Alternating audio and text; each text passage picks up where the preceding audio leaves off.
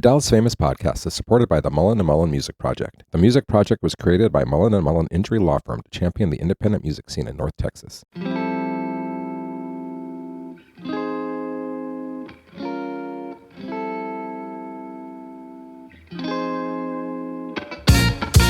Hello and welcome to Dallas Famous Xtras, the auxiliary side piece to the Dallas Famous Podcast.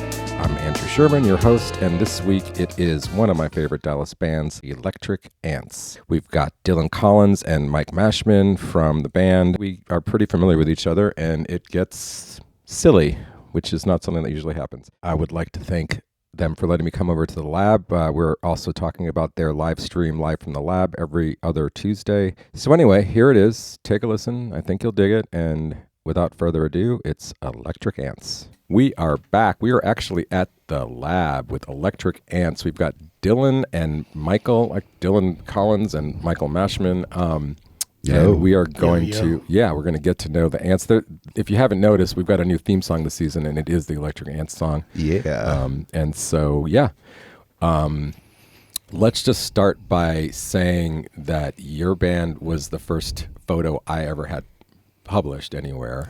Nice. Which is cool. Yeah, I think I knew that, but that's still cool to hear. Yeah, very cool. And I mean, I remember the first time hearing you, everybody around us in that venue was just like, what is going on? And you've been one of my favorites ever since. At the Arco? At the Deep Elm Art Company. Yep, we've had John and Carrie on. So very cool. Yeah. How like recently had you moved to Dallas at that point? Like, when did you move to Dallas? I moved in 15. Okay. I moved beginning of 16. Yeah. So okay. Yeah. I mean, like I was kind of shooting a little bit in town, and then I met Curvin, and then I heard about Artco was going to open, and I was doing an open mic in Denton. So I was like, hey, let me do the open mic there, and that worked out. But really, I just wanted to shoot photos, but I wasn't quite there yet, so that worked out well. Yeah, you got to make It's not a podcast about me, it's about you. No, it's about connections. I was hoping to turn the whole thing on its head and just... Yeah, this is our plan. This is a good plan. You got to get interviewed sometime, you know? Yeah, there's podcasts with me on it. Yeah. Oh, yeah, I'm happy to be on your podcast. I just, on mine, it's about you. It's not about me. Damn. I will tell funny stories if they're relevant, but I cut half of those out anyway. Well, there goes our plan, Mike. I know. It works good. Yeah. Well, you had a plan. Now we got to answer questions. That's more than most people. I'm pretty good at asking them. So as you, Yeah. Okay. Let's do real basic stuff from the beginning. Well, first of all, are y'all both from Dallas? Yes. Yes. Excellent. Well, that's right on brand. So I guess give me a quick Dylan's first. Give me a quick how did you first become aware music is more than just this thing in the background, and then maybe the leap of I want to be part of this. Man, it's interesting. When I talk about, there's certain things you're conditioned to. I think that a religion is one of those really that is a good example. But for me, I don't remember the first time I heard the Beatles. I don't remember the first time I heard Pink Floyd or Steely Dan. They were just there. My first memory is a lullaby version of the Beatles. That's the first thing I remember. And ever? Oh, that's cool. My first memory in a crib in my room. Wow. And is falling asleep to that and feeling comforted. So music's always been there. And then I was playing bass when I was 10. That's when I started. That was the first instrument I did. I still have my bass from then. So it's 25 years old now. And I don't know exactly when that switch happened. I think it was pretty gradual. But I played jazz band in high school. I did classical music in high school. I did high school band in high school. I was constantly doing music. Music was always there. My football coach got mad at me because I had an orchestra rehearsal one night, and I was just like, this is so dumb that I can't do two things at once. And that moment pushed me towards music, because I was like, they're not making me decide between football and music, but football wants me to decide between the two. And that pushed me away from sports and towards music. And then in college, I continued to play, and it was usually bass. And then I would jam with Jeff, my brother, all the time. He went to Berklee College of Music. I would go up there and jam with him. And that was... eye-opening, like jamming with people that were en route to be professional musicians. That was really cool. And the fact that I could hang was a big confidence boost. And then basically he and David Wilson, us three started Electrik Ants, we would jam. And then one day they just asked me to move from Austin, which is where I was living at the time. And that's when I really had to think about, like, hey, is this something that I actually want to pursue as a life? And I was doing a corporate job at the time and was pretty miserable. And that was it for me. I was like, let's take this jump. Let's do it. And I still am so happy I did. I mean, there's a lot of circumstances. It's not an easy path at all, but there's never been a time where I'm like regretting it or thinking twice about it. Well, maybe not never. I think it's healthy to... When it's time to pay the bills, you might be thinking. Yeah, exactly. Yeah. So I didn't get into it for, the fast cash and the instant fame that comes with music. You didn't? Yeah, right. But I love it. I'm passionate about it, and it makes me happy. And it's an outlet. Right. And but long story short, I don't really think that there was this moment. It was just a gradual, like, I kept inundating myself with music more and more and more until it was like the path had presented itself to me. Right. Okay. And then I walked down it. Yeah. And you obviously joined for the fame and the money. I was actually divinely inspired. Oh, okay. By the Lord, and that's why I play bass. So we're a little different in that regard. It's the first time hearing it. Is this No, serious? I did take a very direct approach of what I wanted to do. Okay. When I was 11, and I never gave myself a second chance. What made you even want to do that? Like, what was I thought it looked awesome. It was just really It looked cool? like I was big into Green Day at the time. Okay. And Mike Dirnt is the bass player for Green Day. Mike, He looks like he was having so much fun. Mike Dirnt. Dirnt. Okay. And he looked like he was having so much fun, and I was like, dude, I'm going to try that, So you knew from 11? Well, I had to fight really hard to get a bass. Nobody wanted me to be a bass player. I had to fight. I was walking around my house, like fighting my parents, going, "Oh no, I want to. Why don't you play guitar? No. play drums, And I was like, "Nope, I want to play bass." And it took months. Why did they not? They just thought, because they know what's bass the point? players are weirdos, or well, I mean, most people just don't think about playing bass. yeah, They're like, "Oh, okay, that's interesting," and then they're like, "Well, what does a bass player do?" And then they don't know. yeah, They're like, "Oh, it just goes boom, boom, boom." Kind of true. yeah. But it's the foundation. I mean, Yes. But I got that from everybody that I tried. that is I've not heard that before. And I think that animosity probably was like, oh, no. Bernie, yeah. My experience was the opposite, is that everybody was playing bass everybody was playing bass, and they were like, hey, don't play guitar, play bass. We need more bass players. And then there were like, after that, there were just a dearth of bass players. And then there were too many bass players.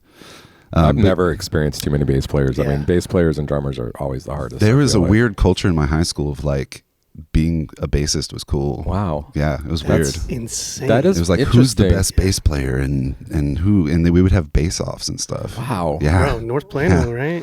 That's Yeah. weird. Yeah. Kids were playing bass and playing it. That's weird. I mean, Yeah, I wonder how many like Plano bassists are in the scene right now, if that's a thing, or if that's just your perception. Okay, if you're a Plano bass player, reach out. Yeah.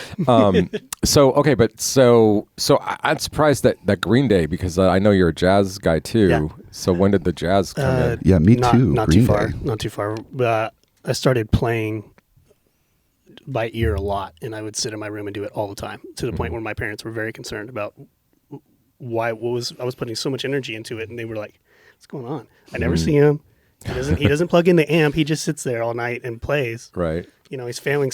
I almost failed every single grade. And they were like, wow. "Dude, when your son is super dedicated to being a musician, it's very scary, especially if you're not. If you've never been an artist in your entire life, it's like, Well, what? yeah. Oh, like you don't come it's from a family of artists. No, my aunt's a musician. She's a classically trained musician. Okay. She teaches and does a bunch of stuff like that. But otherwise, no.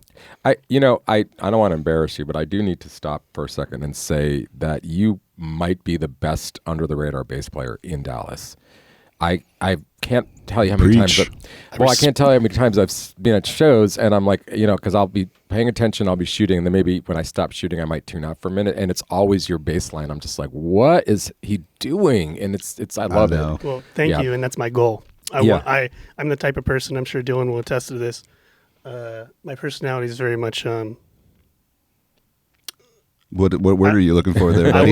I will say something to make sure you're paying attention. That you're not. Yeah, you're absolutely. Like, what is he? What it's like? I'm just making Also, sure you locked in with me. Yeah. When Mike says something in the band, it everybody listens, right? Because he's not saying stuff that's important. Exactly. Yeah, exactly. I get that. I goof around a lot though. But, we goof around a ton. Well, I was surprised when they told me you were going to be on, because I was like, he seems like the quietest guy in the band. Although me and you, we have, I know you. Yeah, we have our connection. But yeah, I was pumped when I was like, Mikey's joining me. Yeah, hell yeah. I mean, cool. And then, okay, so what was your experience playing like before you got here to the Ants? So I was immediately obsessed with it. I kind of have an obsessive personality, and I would go out 4 nights a week in high school and play every single jam session I possibly could. Oh, cool. And as soon as I got my car.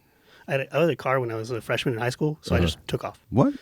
Yeah, so I was just constantly going every night. And you can get into a lot of places if you have a guitar on your back and just don't say anything and walk in. Yeah, you can get into a lot of places that you shouldn't be in. And I feel like as a bass player, you can get in a lot of jams, too. Dude, absolutely, especially if you're half decent and don't cause any issues. Yeah.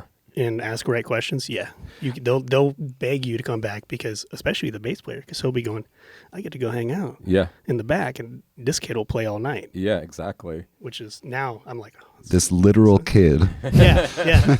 But I had this a beard. child. You had a beard. Okay. I had a full beard. Okay. So that's why you're undercover. And I had hair, so like, it wasn't the guitar case. It was the full beard. It was the full beard. Yeah. That's true. That's true. It's actually. And the confidence, of course. Yeah. No, I was very socially awkward. You were meek. I didn't want to talk to. Well, you probably didn't make eye contact with the doorman, and that was part of it. No, Yeah. no, it was like I was supposed to be there, and it's like.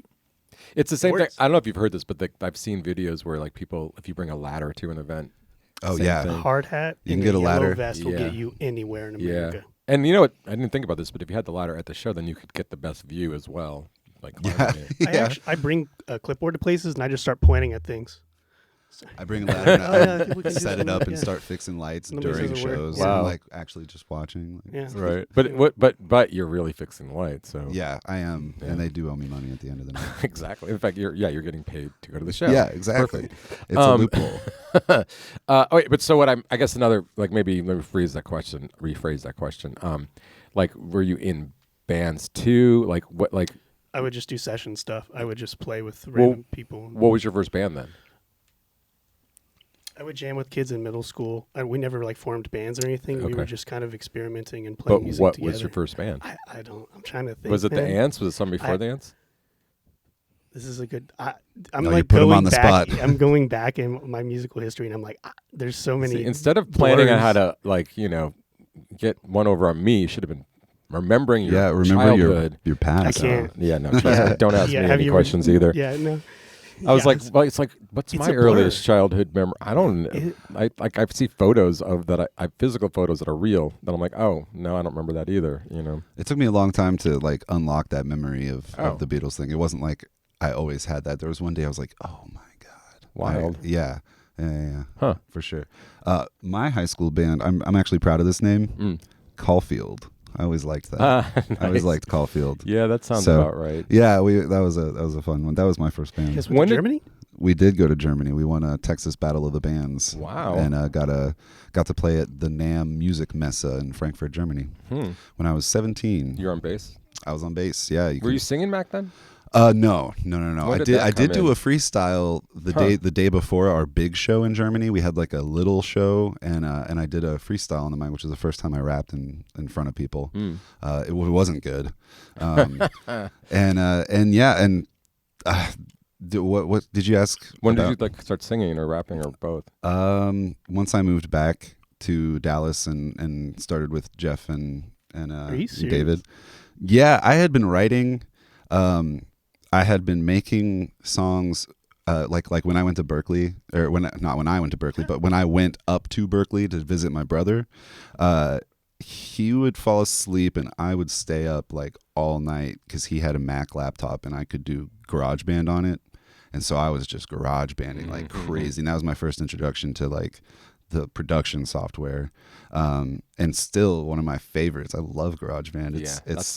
That was a big moment for me when I got that too. Yeah, and you know, I would take the loops but I would really try to make it my own. And that's when I came up with there's a song on my first album called Experimental. And I wrote those lyrics when my brother was going to college in Boston, and that's technically like the first rap I ever wrote, really, or the first one that I remember and like care about. You always had confidence in it, so by the time I came around, I was like, "Oh, he's been doing this for a long time." Mm-hmm. Well, you know, that's shocking because that would have been like probably a year between you coming home and me showing up. Yeah, probably, maybe. Because I moved back from Cali.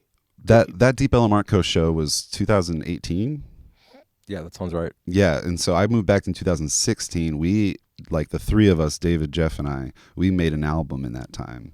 And if you listen to that album, Rhetoric 1, it is, you can tell like how far I've come. Mm-hmm. Like the confidence is like, you can see it, but it's not like, I'm not as well practiced as in the other ones. Right. Like, well, you know, and part of that was performing live a lot. Right, right. Yeah. And so when I mean, I've seen you guys do a lot of lineup changes, and I mean, for a while it was very nebulous. I mean, it almost felt like only thing you can count on would be that Mike would be on bass. Like everything else could change at any moment. This is true. Well, Absolutely. I guess Ryan on saxophone too. But he plays keys. But he does switch. You're right. Yeah. So like but now you've kind of settled in a little bit more. Are you still moving around a lot? Well, Ryan will. Well, okay, it depends because Mayo, we have Mayo now on drums. Though the very, very fantastic Mayo Valdez. Yes, who plays with Charlie Crockett. So it depends on Charlie Crockett's schedule, right. which is, I've never thought of it that way, but our schedule is heavily dependent on Charlie Crockett's schedule. I mean, you know, you're in Texas. It makes sense. Yeah, it makes sense. Somehow. So when he's out on the road, sure. We have a lot more fluidity within our Yeah, because Jeff, lineup. your brother, like went to school for drums, but then Right. he primarily is playing guitar and singing. If you can make it through music school, that's incredible because it's insanely hard. Yeah. Especially I went to a very hard school. I didn't make it. Yeah. Because I'm terrible when you put me in a. Well, we already know that you almost failed out of high school. So because if you put me in a classroom, I get pissed. Yeah. Well, and you were playing, dude, you were it's like, playing stop out talking. 4 nights a week. Yeah, like I did. you're not doing homework. Yeah. When I would go to music class and they'd be like, "Well, there are rules and you can't do parallel fifths," and I'm like, "Dude, I have a gig in 3 hours, and I have to go to downtown LA, so I really like." Right. Wait. So what were you doing in California? I went to California Institute of the Arts, which is in Valencia. Yeah. Yeah, I went to Cal Arts. Oh, yeah. And so I was out dude, there. I was out there just at 19 being a fool. My whole perception of you just changed knowing. I didn't realize. Andrew, you knew that. I may have known it, but it all is coming into place. He finally now. respects you now. Yeah. No, I just said he's the best bass player in town. I don't know how much more respect he needs from me. Jesus. I am not even the best bass player in Garland. The most underrated bass player. Under the radar. Under the radar. There we go. But still good. I think he's the best bass player in the world. So I appreciate it. Watch out. I could work a lot harder. No, you know what's interesting in this town especially, and maybe it's because you're just busy with the work, but like normally a guy like you would be in 5 bands. Right. You know. I don't want to do that. It's exhausting. I did that my entire 20s. Okay. And that's when you asked me what was my first band, it's like I didn't do that. I literally immediately went to pick up gigs. I play bass. Yeah. So people were just like, when are you available? Right. So my first band, I don't really have one. I never had a Well, then the Ants. Well, but what, I mean, well, we have to get to how you even met them, but like what made you decide this is a band that I'm just going to play with them? Because, the timing was perfect. I moved back here in 2015 and I was at a very high level college and I wanted to keep at a high level. And so, and there's a lot of group cohesiveness. And you have a lot of bad dates when you're a session musician. And so I walked in and everything clicked, man. And it was like, okay. Did you come in like I didn't want to do it. It was going to be a session? I might as well just tell you. So I was playing at Nate's Seafood at a blues jam. And David Wilson walked in. And he was playing and we hit it off. And he was really cool. And he was like, yeah, man, I'm really into D'Angelo, which I was at the time. I would listen to D'Angelo. I'd play the Voodoo album every morning. That would be my warm-up, start to finish. And so I was like, Wow. okay, this is cool. This guy likes what I like, which is hard to find for me because I'm weird. And he was like, do you want to come jam? I got a band. We're wrapping up an album. And I was like, no, I don't. No, I'm sick of this. I'm sick of this. Like I'm sick of saying yes to everybody and then awkwardly, saying, oh, I can't wait to leave. Yeah. But no, I did. And we hit it off.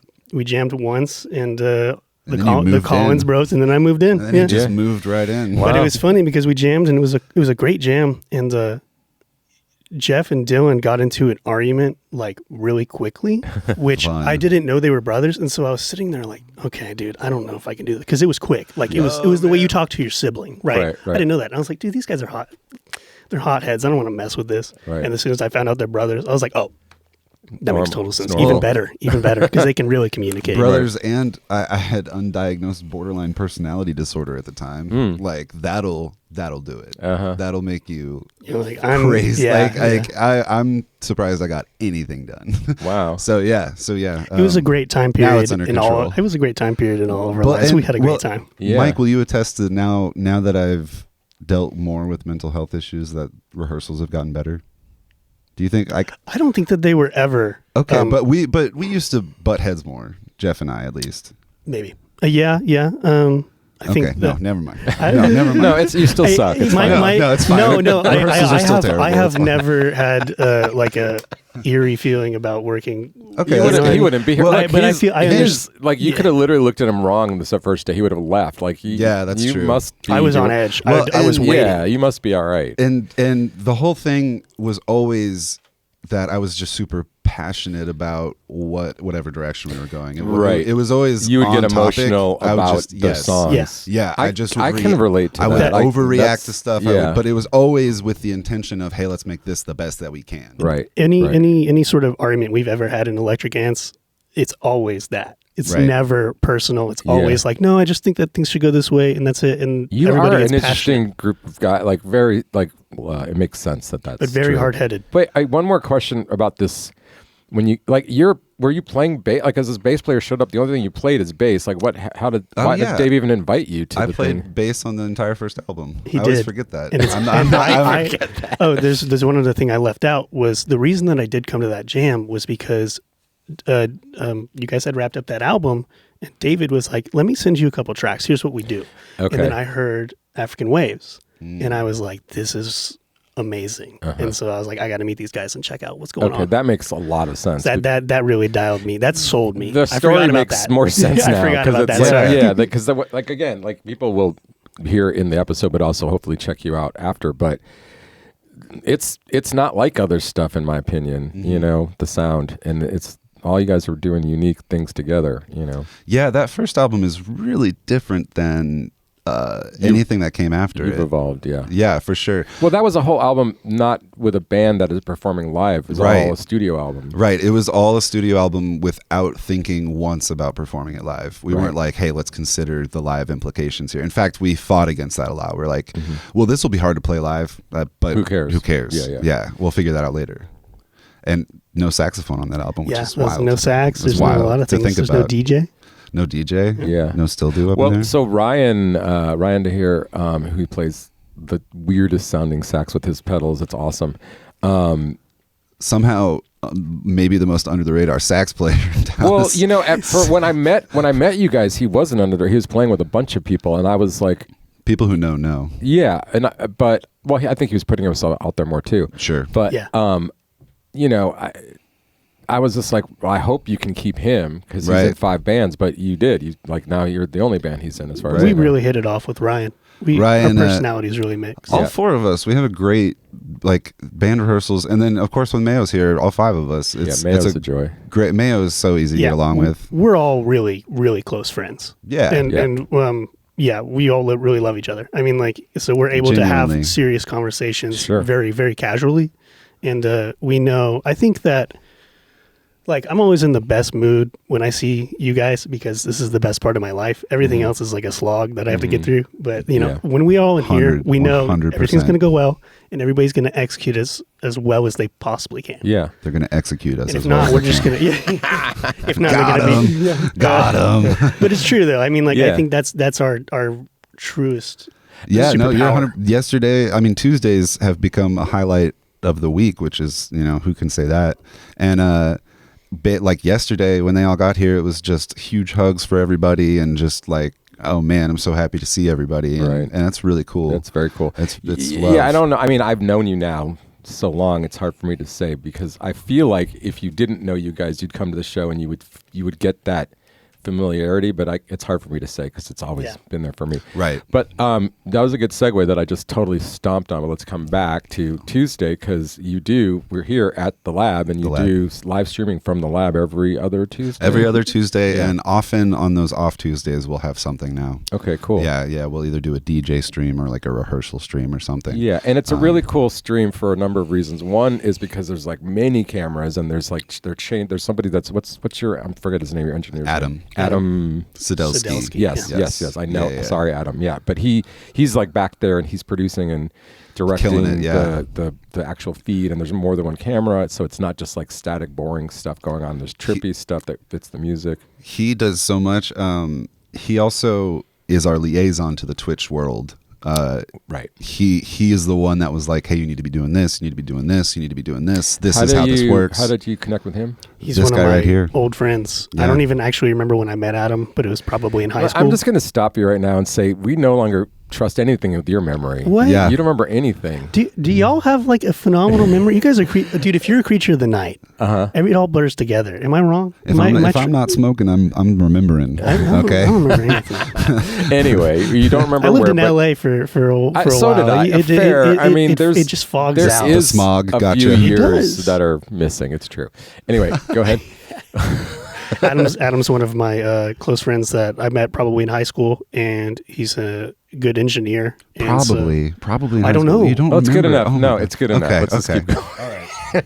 I met him in high school, and he's just been a close friend of mine. I always hang out with him, And he's like a video guy too. Is that what's his thing? He's an he is now. engineer. He was now. a Twitch guy. Well, He just Yeah, I don't want to give too much away about him because he's a little bit of a private dude, and I don't know how much information. Well, all I want to know wants. about this is like, so when he started, he was just familiar with Twitch, and he wasn't really a video guy, and you guys learned this together. He would spend a lot of time on Twitch by himself, like being in communities of other people. Right. Not necessarily streaming himself, but Just participating. just participating. Yeah. And he brought a lot of people to the stream just because he would be on Discord networks and in Twitch streams, and he had built this like pretty solid community of mostly he's into DJ Twitch streams, and now he does his own DJ Twitch stream at OhmNomNom, OhmNom, and he's really good at it now. So we've kind of introduced him a little bit to music. He's been our liaison to the Twitch world, and he is constantly like switching between cameras. Yesterday he was like, I heard it's so hard with this band because you'll hear like some beeps and some boops, and he'll be like, okay, Dylan's obviously playing this, and he'll go to me, and it's like Dylan's not playing anything, else, and then it'll be like, oh, Jeff's playing this, and it's like, nope, and then it's Ryan with his pedal board on a sax, and so he's learned a ton about music. He's fantastic at what he does. We have 7 or 8 cameras depending on the night, and that's something that no one else does. Yeah, it's cool.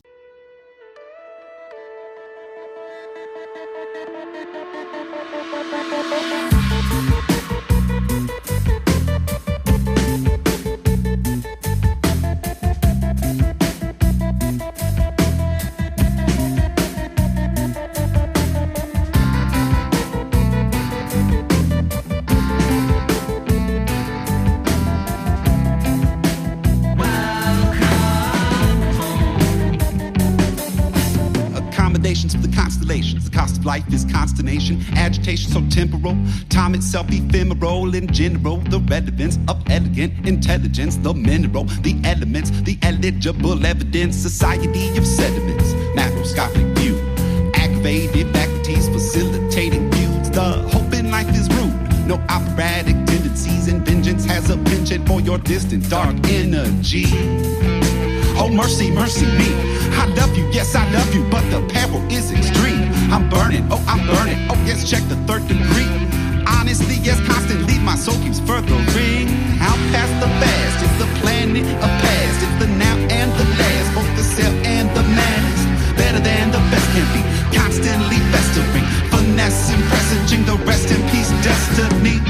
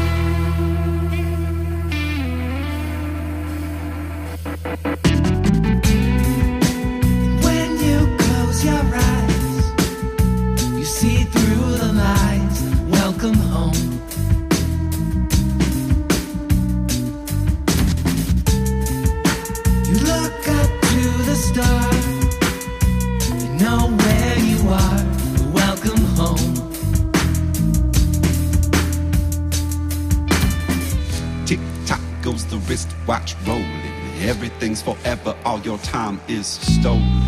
Poland, sit back, just relax. Now do what you got to do. If that don't work, then kick the fag. The beat, barren faces on the 1 and 2. Complications of the era, where the subterfuge under review, yet the sand drips slowly. Parasitic paradigms don't even get to know me. Knowing just what I know now, I still find a way to make mistakes somehow. A verb junkie, wanderlust and wander loving. The sky above me, mad of mystery, forever loving. Meanwhile, the pen bleeds time. PK calls for PKs for your treasons and crimes. No reasons and rhymes can testify or edify for seasons of lies. No rectitude to rectify.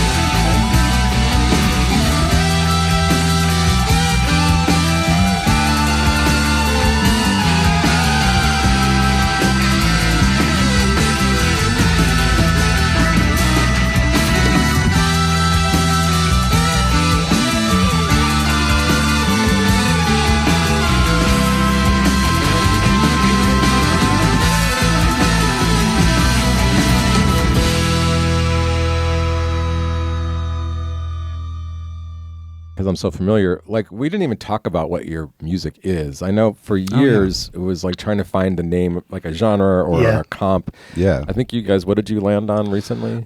For a while it was hip hop fusion. Yep. And then no, it's not anymore? I kind of prefer. Okay.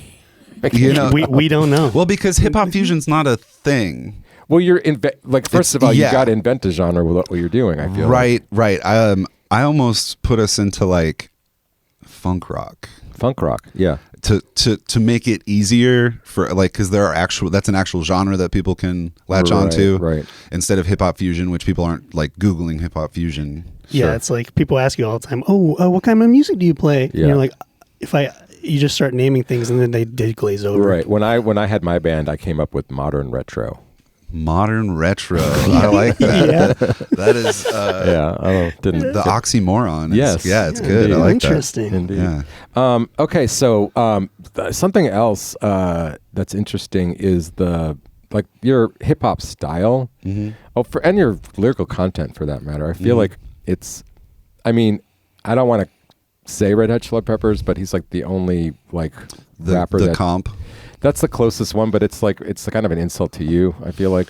Oh, see, I'm a huge Chili Peppers guy. Yeah. Love Chili Peppers, and I think that can be a diss or it can be a compliment depending on what songs you're thinking of. Sure. It's just it's like I don't know how else to say it, and maybe this is a good segue for what you're going to do next with your life. But like it's almost like I'm listening to an intellectual rap, and I know that you're not like out there saying I'm smart. It's not but to me, it's how I perceive it. It's almost like, okay, sit down, pull up a chair, listen to this rap. Right. You know, it's like it's interesting. There's some element of like surrealism to it where I'm painting a picture that at the end will give you an image, but I'm not telling you a story. I'm not taking your hand and walking you through the lyrics. I really want people to think about them. That's why I do these lyric books for every show where I like make basically the lyrics for the show and we hand them out so that if people are interested in what I'm saying, they can actually read it. Do that? I don't remember. That's cool. Mm-hmm. Yeah, I got a couple here. I'll show you. And so I've been doing that for probably a year of shows where I will do that, and for albums too. So for the album, I have a bunch of album. I'll give you one album lyric books, and so yeah, I am inspired as much by other rappers and other musicians as I am by writers, by authors. And I write the best stuff when I'm reading a lot. Mm-hmm. And like one of my favorite raps is Jeopardize. And I was reading the Brothers Karamazov at that point, and just like I read that and it takes me back to that time, and it's so like I even reference Dostoevsky in there and like have a direct quote, just that it's just an interesting, as rappers will do, right? Like but also like I do right, I'll quote, like I have quoted Red Hot Chili Peppers, like just a line where I'm like, got no time for the piggies or the hooskow. And like I'll do that, or I'll do Dead Prez line, just because I love the bands that influence me. I want to sampling a line. Yeah, right. A tongue-tied twister, just an earthbound piston. Like that's a Pink Floyd line, and like I'm not 100% sure if that's exactly what that line is. I know I got it right when I wrote it down, but yeah, something like that. And so I don't know. You can draw inspiration from anywhere, and a lot of it is just getting it out, and so I'm constantly writing because you just got to get it out. Yeah. As far as music, how does the process go with the band? It varies. The Collins Bros do a lot of writing. Just in general, they're writers, I think, and so they bring a lot of stuff up and go, "Hey, I've been thinking about this." Or second, the last album we did during COVID, with just all of us in a room together at Ryan's place, and we just would jam and what do you think should go next? And that was that. I think a lot of times Jeff and Dylan bring stuff in and we develop it from there. And we're never short of ideas once we start, especially Ryan. Ryan loves to write in the room with us, you know. I'm not a good writer, and at least I haven't developed that part of my... Oh, no, don't say that. I know, they hate when I say that, but I don't consider myself a writer. I know me. But you're near your part, though. Like you can just put the bass line in anything, basically. Yeah, but I have to be in the room talking to people going, well, what about this? What about that? I can't go home and say, well, okay, I'm going to write a part. Like I blank and I don't care. I just can't do it. Yeah. I'm a performer more than I am anything. Okay. And so, if anything, the writing I do is what I want performed, which is what it is. But he enjoys the bass lines I write which is I great. enjoy being with the bros and playing music. Yeah. Right. And yeah, that was what impersonation was that? No, that was like that threw me off like a so Boston. I hard. think they say you do like 30 voices a day or 20. I don't Oh, remember. really? It's like, What? yeah, like just in your natural. Oh, I thought you meant Not just you. me. I was No, like, I mean, who told you yeah. that? Michael. What are you talking about? What do Yeah, you see, mean? I'm like, you're knocking out 5 right here. Anyway, like I want to dig back into you guys individually a little before we come back to the end here. First of all, you have been doing. I'm pointing to Mike. Audio podcast. You have a jazz radio show on KNON. Yes, I do. Let's On talk about KNON that. now. Yeah, when is it on? It's a dream of mine. It's on KNON KNONnow.org. It's every Thursday, 2 to 4 p.m. Cool. And it's been a lifelong dream of mine. I love jazz music. I was a jazz major in college, and I listen to it all the time. I spend so many late nights, every night, just listening. And so I really want to share it with people. And so I just hit up KNON because they had guest DJ spots, or they had real DJ spots for their online portion of KNON.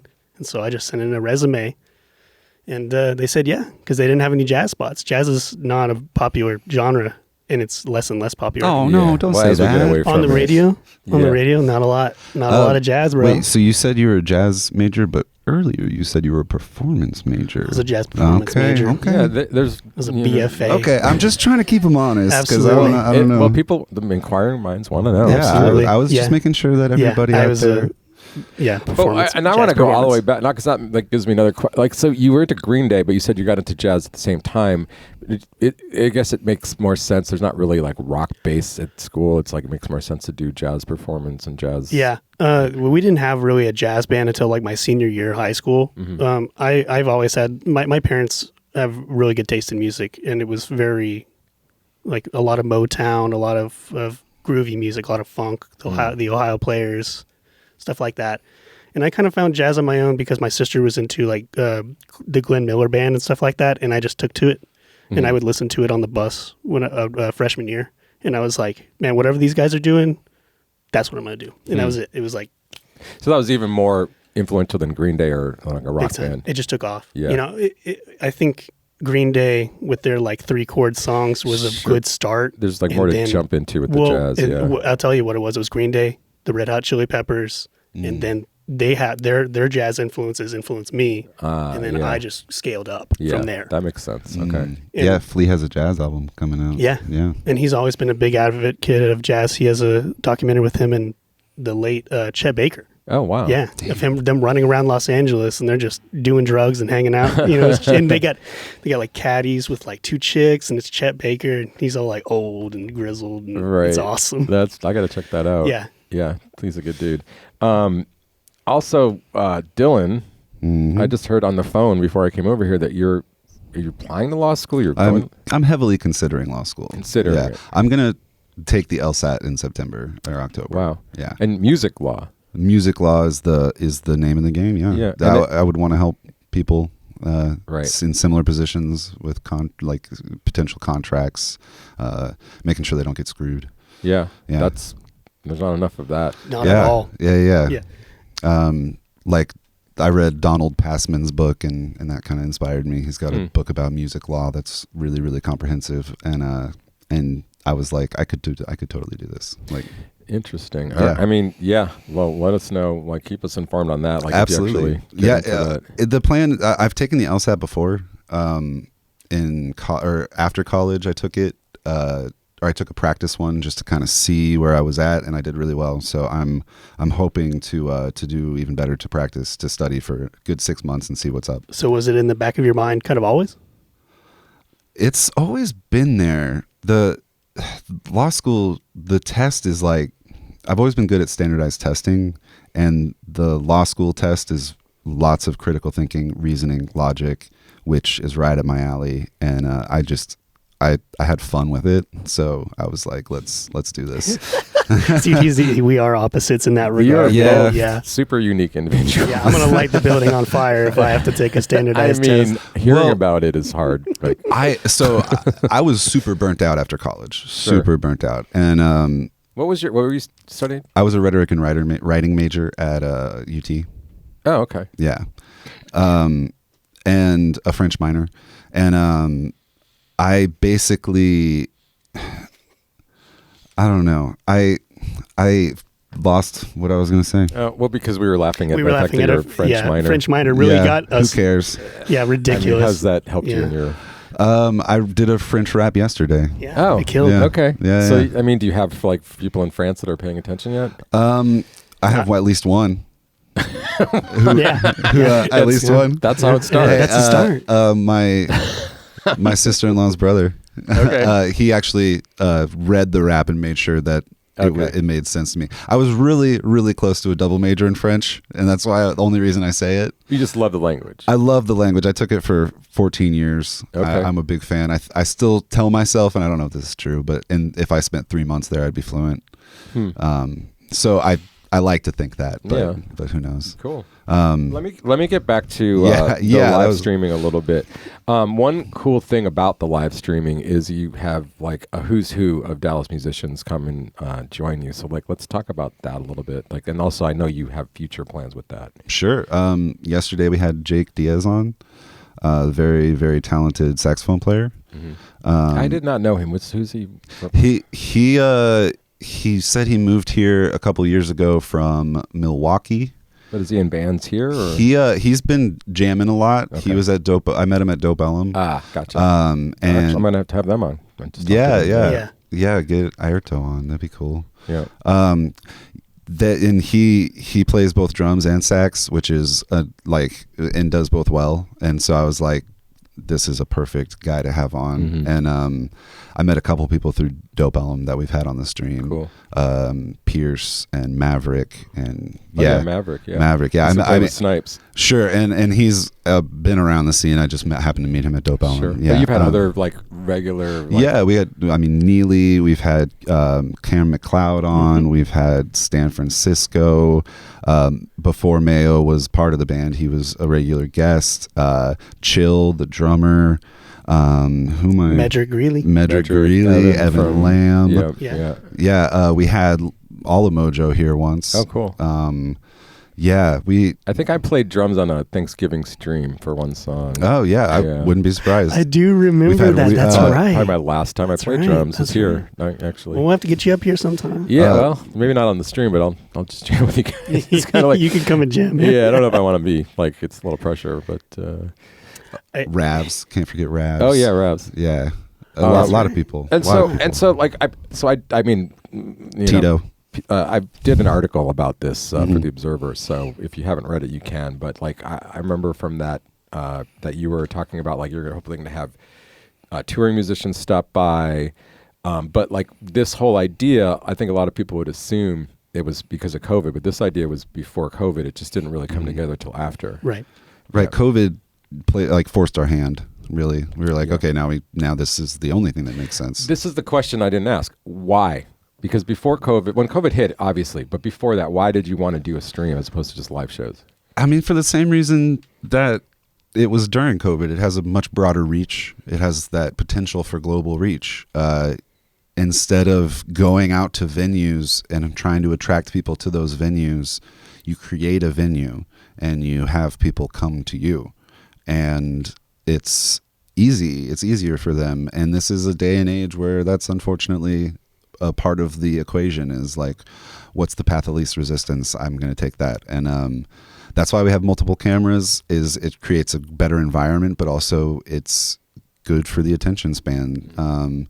And you got to think about that sort of stuff nowadays. And I'm not saying it as somebody who is immune to those things. I am just, I know what I would want to watch, and watching a single cam thing to me gets old. Yep. So we were all like, we got to make this more interesting.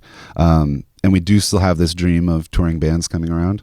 And we plan on making that a reality. It's just a matter of time, really. Yeah, it was our way of making our own venue instead of having to constantly reach out and go back and forth and email people, and things fall through and you get someone else, a touring band comes in and steals your spot. Right, or bad sound system. Yeah, or you don't get paid, just a million things that you get sick of dealing with if you've done it for more than 5 years. You're like, man, totally. It's frustrating, and why cut out? We can just make our own venue and do it like a TV show. And how long did it take you to dial it in? still are. Yeah. Every day, Still man. are. Yeah, every day. It's I would say though, well, how long we've been doing it for? I mean, I think a year. We finally Yeah. felt like, okay, this vision is pretty much what we wanted it to be. But it's a constant. There's always things breaking. There's so much stuff in this room. We went through a period where every time we started the stream, it would crash. It was a nightmare for like 8 months. Yeah, so literal I feel like after that was when when that stopped happening. That's when I was like, okay, our mixer would randomly start screeching and break down, but it would happen randomly. So it may happen an hour in, it may happen 5 minutes in, and so there were nights where we just it just wouldn't work out, and that was we would try again and again. The hot potato jam. Yeah, and there were times, I mean, very frustrating times where you're like, is this even going to work? Yeah, sort of thing. There was definitely a stretch of months where we were like, we're punching above our weight and nobody's doing this, so we can't ask, Yeah, we're just like, okay, no I guess we're path laid out. We're just That's true. We're going. Interesting. And it's been I don't have anything to say. Yeah, I mean, you're Cut that part out. You're still playing live shows though. I mean, I just shot you at the Kessler. You have something coming up March 20th. Yeah, at AT&T Performing Arts Center PNC patio session. Yeah, shouts out PNC. Yeah, that is going to be from 5:30 to 8 with the wonderful Evan Lamb and Fully Maxed on bass. Michael can't make it. Yeah, I won't be there, so you should check it out, Sherman. Wait, and Evan's playing guitar, and because Mayo's going to be occupied, so Jeff will drum. Okay, now I'm interested to see what that sounds like. You should go check it out. I might. I mean, and also it's like a perfect concert time for me. 5:30. Yeah, 5:30 to 8 is pretty chill. I'm pissed I can't be there. Yeah, where are you going? What are you doing? I'm gonna be in Oklahoma. Why? So I'm with my family. Yeah. So, yeah. Gross. Yeah, sorry. Just kidding, Oklahoma listeners. We love you. All right. Well, and also before we go, I know you just had an album released. Yes. In this economy? In this economy? I've heard that phrase so many times since I saw the album name. Yeah. Like, it's so relevant. Dude, I hear it every day. I hear it all the time. Every time someone says it, like a stranger, it just dings in my head. I know. I'm yes, like, we nailed it. We nailed it. Yeah. That one day, like that, just like I guess probably heard it on the street and was like, that's got to be it. Yeah. That name is just perfect. Yeah. It's funny that we even really thought about it twice. Yeah. We were, up until the release, you're like, is this the right name? Yeah. There should be the required, It's really a good name, actually. Yeah. Okay. So you got shows coming up. There's a live stream every other Tuesday. You can go to all the music platforms to get your music. Absolutely. Thank you for having me over to talk to you guys. Thank you. Thank you, man. Again, one of my favorite bands, Electrik Ants.